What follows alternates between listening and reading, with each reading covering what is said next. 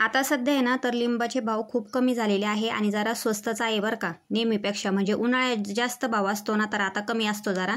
आणि घरचे लिंब असले तर मग टेन्शनच नाही. आता हे आमचे घरचे लिंब आहे. आम्ही गेलो होतो ना नणंदबाईकडे तेव्हा येताना आम्ही घेऊन आलो होतो गावाकडून. तर म्हटलं काय बरं करावं एवढं, आता सध्या थंडी आहे पाऊस आहे तर काय करावं म्हटलं एवढं लिंबाचं.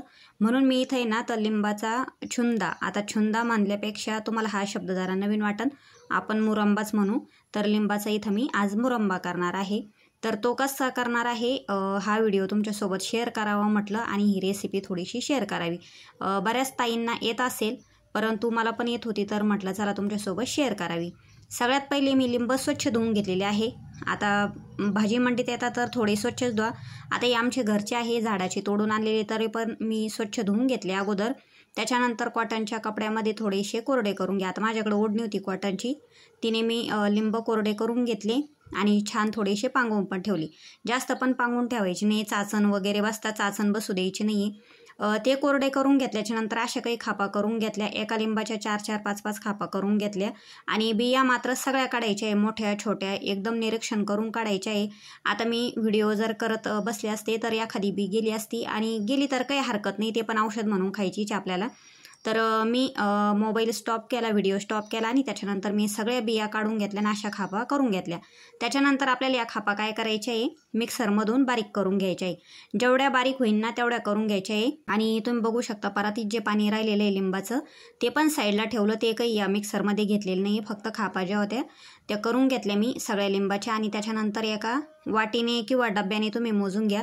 माझ्याकडे इकडं टिफिनचा आपण जॉबला ड्युटी ऑफिसला नेतो ना तो डब्बा होता, तर त्याने मी हे जे गर केलेला आहे ना हा अशा प्रकारे मोजून घ्यायचा आहे आपल्याला.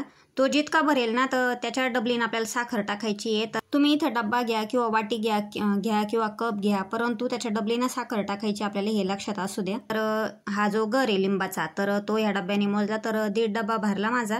तो 1.5 डब्बा मी स्टीलच्या कढईत टाकला. स्टीलचं पातेलं असलं तर चालन, गंजी असली चालन किंवा कढई असली चालन. माझ्याकडे कढई आहेच तर मी त्याच्यात टाकून घेतला. त्याच्यानंतर इथं उपवासाचं तिखट घेतलं आणि उपवासाचंच मीठ घेतलं, कारण हा मुरंबा आपल्याला उपवासाला पण चालू शकतो आणि खरगट वगैरे राहत नाही. तर म्हणून मी उपवासाचं 2 चमचे तिखट घेतलेलं आहे इथं आणि 2 चमचे मीठ घेतलेलं आहे. मीठ तुम्ही तुमच्या चवीनुसार टाका, जास्त खारट वगैरे व्हायला नको. त्याच्यानंतर परातीतलं जे लिंबाचं पाणी होतं ना तर ते पण टाकून घ्यायचं आहे. आपला गर हा 1.5 डब्बा भरला आणि थोडासा रिकामा पण होता, म्हणून मी इथं 2.5 डब्बे साखर घेतली, कारण जास्त गोड पण नको व्हायला, आंबट गोड तुरट असं झालं पाहिजे छान. म्हणून मी इथं 2.5 डब्बे साखर घेतली, फुल भरून घेतले डब्बे, गर थोडा रिकामा डब्बा होता म्हणून 2.5 डब्बे साखर घेतल्याच्या नंतर ती त्याच्यात मिक्स केली आणि साईडला 10 मिनिटं ठेवून दिली. तर बघा असं पातळ झालं.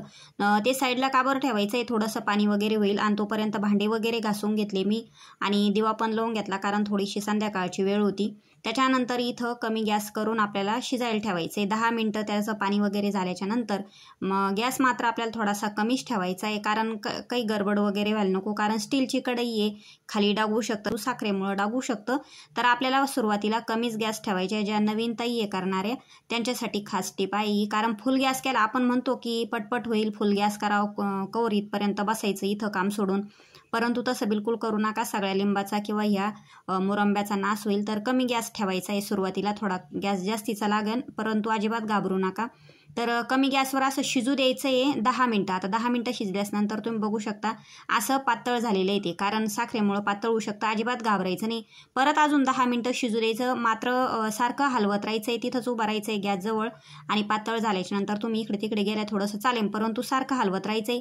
त्याच्यानंतर 1 तारी चाचणी होऊ द्यायची अशी. तर इथं 1 तारी चाचणी झाली होती माझी आणि नंतर थोडंसं पातळसर असतानाच गॅस बंद करायचं आहे. जास्त घट्ट पण नाही होऊ द्यायचं बरं का, कारण त्याची एक चाचणीच असती करण्याची. नाही तर काय होतं, आता तुम्ही बघितलेले मी कमीच गॅस ठेवलेला आहे, अजून पण एवढं सगळं शिजवून घेतलं. जवळपास माझा इथं 20 ते 25 मिनिटं गॅस चालला.